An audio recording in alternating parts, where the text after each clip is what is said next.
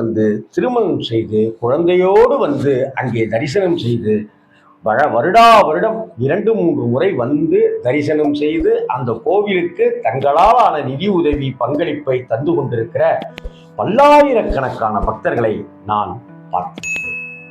குணசீலம் பெருமாள் நம் குணத்தை சீராக்குவார்.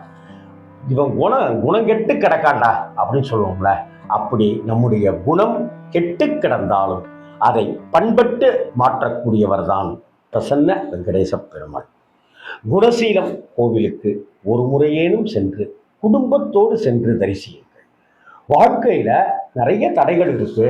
எனக்கு மேலதிகாரியா இருக்கிறவன் அவன் பெண்கள் தொடர்புல இருக்கான், அவன் வந்து அரசியல் செய்கிறான், அவன் வந்து எங்களை வளர விட மாட்டேங்கிறான் அப்படின்னு இருந்த ஒருத்தர் அந்த கோவிலுக்கு சென்று அங்கே வெள்ளை மொச்சை